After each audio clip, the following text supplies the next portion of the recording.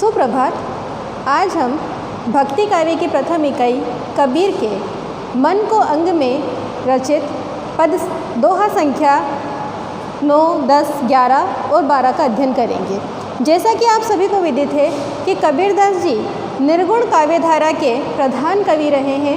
उनके काव्य में जो उन्होंने भक्ति की है वो निर्गुण ब्रह्म की है। निर्गुण ब्रह्म को उन्होंने अपना आराध्य माना। हालांकि उन्होंने भक्ति श्री राम की लेकिन जिस भावना से की वो उनकी निर्गुण भक्ति को दर्शाती है। और उन्हीं कबीरदास जी के जो उनका जो एक प्रसिद्ध ग्रंथ रहा है बीजक, जिसके 3 खंड रहे हैं, साखी, सबद और रमेनी, उसी के साखी खंड में मन को अंग हैं और उस मन को अंग के 1 से लेकर 30 तक के दोहे आपके पाठ्यक्रम के अंतर्गत दिए गए हैं और उन्हीं दोहों का अध्ययन हम अनवरत कर रहे हैं। आज हम दोहा संख्या 9 का अध्ययन करेंगे कि मन दिया मन पाइए, मन बिन मन नहीं होय, मन उन्मन उस अंड जू, खनल अकासा जोई। शब्दार्थ देखेंगे अब। दिया अर्थात देना, उन्मन अर्थात ऊर्ध्व चेतना। ऊर्ध्व चेतना यानी ऊपरी चेतना। ऊपरी चेतना किसे कहते हैं? चेतन तो हम सभी हैं, लेकिन ऊर्ध्व चेतना किसे कहते हैं? ऊपरी चेतना यानी ईश्वर से तादात्म्य करना या ईश्वर से ऐक्य स्थापित करना। प्रसंग इसका क्या है? ईश्वर प्राप्ति के लिए समर्पण भाव की व्यंजना की है। यानी कबीरदास जी ने इस दोहे में ये भाव मूल रूप से प्रदर्शित करने का प्रयास किया है कि ईश्वर को अगर याद करना है, ईश्वर की भक्ति करनी है, ईश्वर की उपासना करनी है, तो आप अपने मन से करिए। बाहरी दिखावे से या बाहरी आडंबर को रचने से कुछ नहीं होता और उससे ईश्वर की भक्ति नहीं होती है, ना ही उससे ईश्वर प्रसन्न होते हैं और ना ही आत्मा परमात्मा का मिलन कभी संभव हो पाता है। तो ये इसका मूल रूप से प्रसंग है। अब हम इस दोहे की व्याख्या करना प्रारंभ करेंगे कि मन दिया मन पाइए, अर्थात कबीरदास जी कहते हैं कि मन को देने से मन की प्राप्ति होती है। अब मन को देने से मन की प्राप्ति कैसे संभव है? कि यहाँ पर एक तो जीवात्मा के मन के लिए कहा गया है और दूसरा मन उस निर्गुण ब्रह्म के लिए कहा गया है।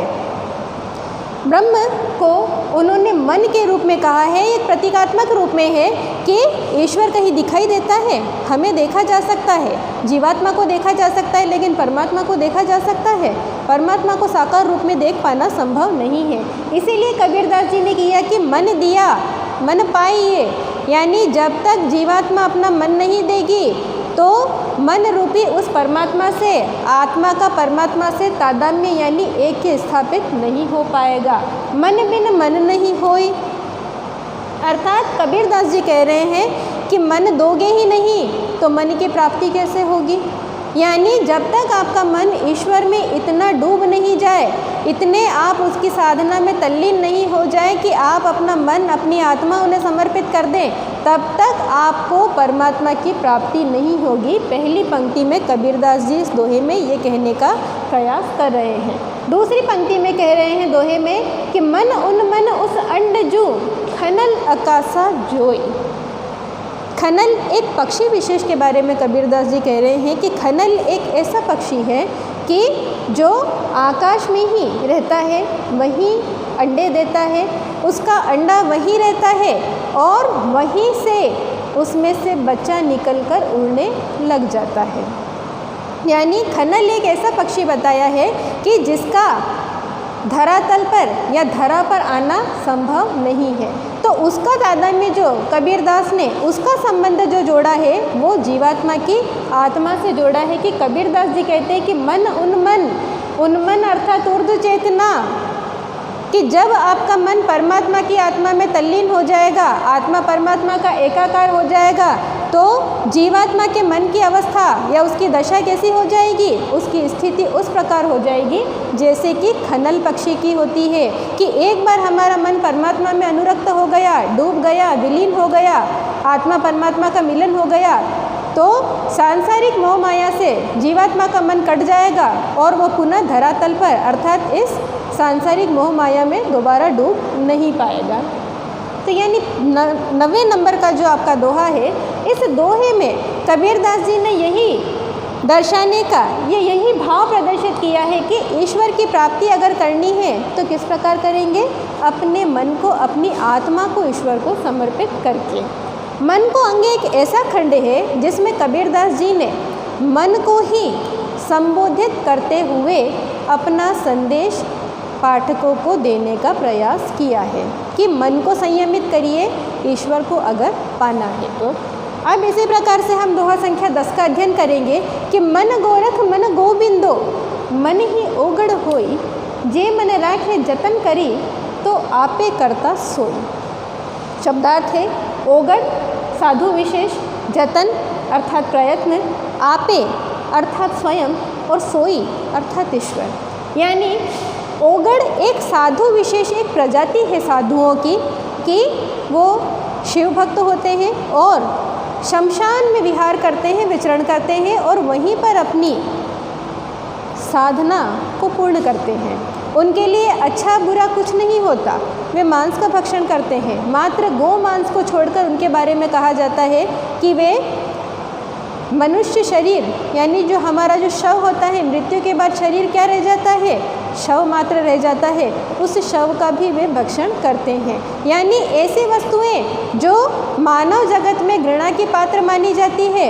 उन सब वस्तुओं के प्रति प्रेम भाव या उसको अपने आप में समाहित करना या उनके प्रति गहरा अनुराग कौन सा पंथ व्यक्त करता है, जो ओगड़ पंथ के साधु होते हैं, यानी अघोरी जिन्हें कहा जाता है। ये अपनी तंत्र साधना शमशान में जाकर करते हैं। तो यानी मन गोरख मन गोविंदो, मन ही ओगड़ होई, यानी कबीरदास जी पहली पंक्ति में कह रहे हैं कि ओगड़ साधुओं के समान और गोविंद के समान कि मन की स्थिति कैसी है कि मन ही है मेरा, जो एक साधु के समान भी है जो साधना कर रहा है, और मन ही मेरा क्या है, परमात्मा के समान भी है। यानी साधु जो साधना कर रहा है वो कहाँ है, उसका संबंध यह लोक से है, यानी वो एक जीवात्मा है, जीता जागता प्राणी है। तो मन ही मेरा एक जीवित उस साधक के समान है, उस ओगड़ साधु के समान भी है, और मन ही मेरा उस गोविंद यानी उस परमात्मा निर्गुण ब्रह्म के समान ही है। जे मन राखे जतन करी, तो आपे करता सोई। यानी दूसरी पंक्ति में, दोहे की दूसरी पंक्ति में कबीरदास जी कह रहे हैं कि जो अपने मन को जतन करता है, यानी प्रयत्नपूर्वक अपने वशीभूत करके रखता है, जो मन को विचलित नहीं होने देता, जो मन पर संयम करना जानता है, वो व्यक्ति क्या होता है, अपने आप में ही सोई अर्थात ईश्वर बन जाता है। यानी जिसने मन को संयमित कर लिया वो स्वयं अपने आप में ईश्वर बन जाता है।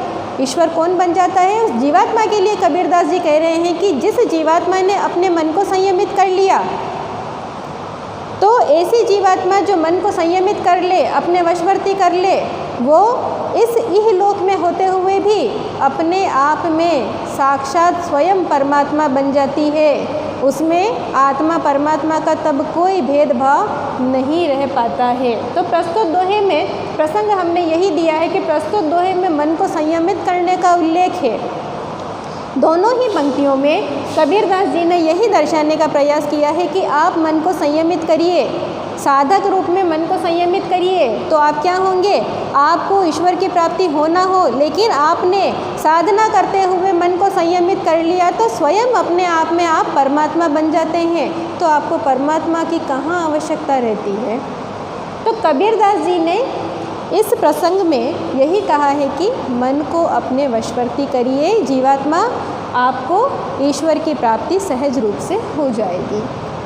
अब दोहा संख्या 11 का अध्ययन करेंगे कि एक जो दोस्त हम किया, जिस गली लाल कबाई, सब जग धोबी धोई मरे, तो भी रंग न जाई। शब्दार्थ गली अर्थात गला, कबाई अर्थात अंगरखा। अंगरखा कहा जाता है कि एक ऐसा वस्त्र होता है, चोगा, जिसके लिए कहा गया है इस दोहे में कि चोगा वो होता है कि गले से लेकर पाँव तक जिसमें ढके रहे और शरीर का कोई भी अंग दिखाई ना दे, ऐसा वस्त्र जिसमें पूरा शरीर ढका हुआ रहता है, उसके लिए कबीरदास जी कह रहे हैं कि एक जो दोस्त हम किया।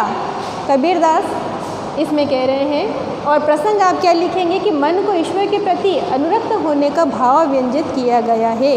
अनुरक्त होना यानी डूब जाना, समर्पण भाव, ईश्वर से अपनी आत्मा परमात्मा की आत्मा में विलीन कर देना। तो तो अनुरक्त भाव इसमें व्यंजित किया गया है इस दोहे में कि आप क्या करेंगे, जीवात्मा को क्या करना है, ईश्वर में अपनी आत्मा को विलीन कर देना है। तो एक जो दोस्त हम गया जिस गली लाल कबाई, कबीरदास जी कह रहे हैं कि मैंने एक ऐसा अनोखा दोस्त बनाया है, एक ऐसा मित्र बनाया है। मित्र तो सभी बनाते हैं, कबीरदास कहते हैं, लेकिन मैंने एक बड़ा विचित्र दोस्त बना लिया है। जिस गली लाल कबाई, यानी जिसने अपने गले में लाल रंग का चोगा पहन रखा है। अब लाल रंग का चोगा क्या है कि लाल रंग अर्थात कबीर ने फिर प्रतीकात्मक रूप से यहाँ बात की है कि कबीर ने लाल रंग प्रेम के भाव को प्रदर्शित किया है कि जिस ईश्वर ने गले में लाल रंग का वस्त्र पहन रखा है, यानी जिसने प्रेम रूपी वस्त्र धारण कर रखा है, उस व्यक्ति से या उस आत्मा से या उस परमात्मा को मैंने अपना दोस्त बना लिया है। दोस्त किसने बना लिया? कबीरदास ने। और किसे दोस्त बनाया है? जिसके गले में लाल वर्णी, रक्तवर्णी प्रेम का जो वस्त्र है जिसने धारण कर रखा है। सब जग धोबी धोई मरे तो भी रंग न जाए। अब धोबी फिर से कबीर ने यहाँ प्रतीकात्मक रूप में किसके लिए कहा है? माया के प्रभाव को कहा है कि कबीरदास जी कहते हैं कि जब साधक साधना करना प्रारंभ करता है तो उसके मार्ग में अनेक सांसारिक बाधाएं आती है। अनेक सांसारिक वस्तुएं, जगत की ऐसी वस्तुएं हैं जो उसे साधना के मार्ग से भटकाती है। तो कबीरदास जी कहते हैं कि सब जगह धोबी धोई मरे, यानी माया रूप में चाहे स्त्री हो या सांसारिक कुछ भी ऐसी वस्तुएं हो जिसमें आपका मन डूबता हो और साधना के मार्ग से आप विचलित होते हो, ऐसी वस्तुओं के लिए कबीरदास जी कह रहे हैं कि वो सभी वस्तुएं इकट्ठी हो जाएं माया रूपा, तो भी अब मेरे और मेरे ईश्वर के बीच में पनपे उस लाल रंग के प्रेम के वर्ण को किसी भी रूप में धो नहीं पाएगी। यानी कबीरदास जी इन पंक्तियों में अगर हम सामान्य अर्थों में समझें तो कबीरदास ये कहने का प्रयास कर रहे हैं कि ईश्वर को अपने साधक से कुछ नहीं चाहिए मात्र प्रेम के सिवा। और साधक और जो ईश्वर का संबंध बनता है वो किस माध्यम से बनता है? मात्र प्रेम के माध्यम से बनता है। उस प्रेम को यहाँ प्रदर्शित करते हुए कवि कह रहे हैं कबीरदास जी कि एक जो दोस्त हम किया, यानी मैंने एक ऐसा अनोखा दोस्त बना लिया है, एक अनोखा मित्र बना लिया है जिस गली लाल कबाई, यानी जिसने गले में लाल रंग का वस्त्र या लाल रंग का चोगा पहन रखा है। लाल रंग प्रेम के भाव को प्रदर्शित कर रहा है। लाल रंग के वस्त्र पे आप न जाएं, प्रतीकात्मक रूप में यहाँ प्रेम के लिए कहा गया है कि लाल रंग का वस्त्र किसने पहन रखा है? ईश्वर ने पहन रखा है।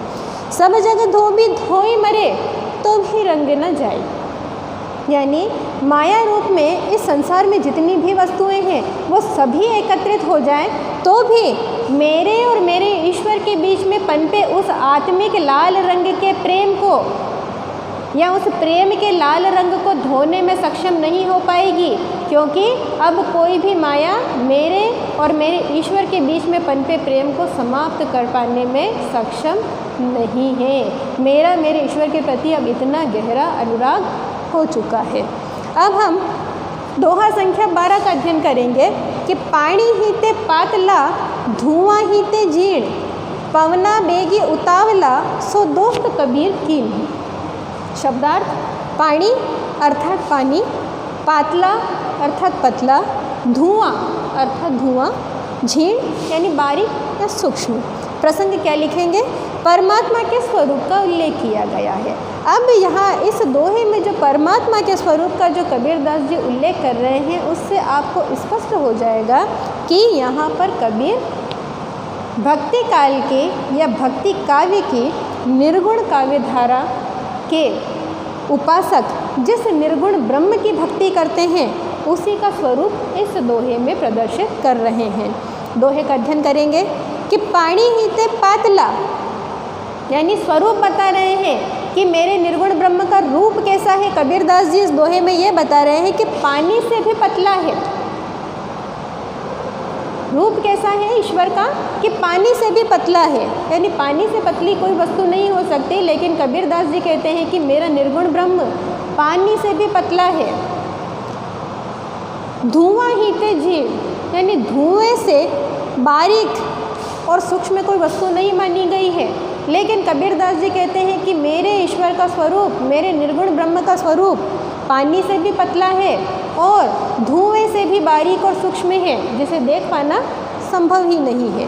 पवना बेगी उतावला, यानी पवन का वेग जो होता है, जिस गति से पवन बहती है उसके वेग से भी अधिक प्रचंड रूप से जिसका बहाव है वो मेरे निर्गुण ब्रह्म का है, कबीर कहते हैं। सो दोस्त कबीर की, यानी कबीरदास जी कह रहे हैं कि मैंने ऐसा अनोखा मित्र बना लिया है, ऐसा विशिष्ट गुणों से युक्त एक मित्र बना लिया है जो इस संसार में किसी भी व्यक्ति में संभव नहीं है। मैंने एक ऐसे व्यक्ति से मित्रता कर ली है, ऐसा विचित्र दोस्त मैंने बना लिया है कि जो पानी से भी पतला है और धुएं से भी बारीक है।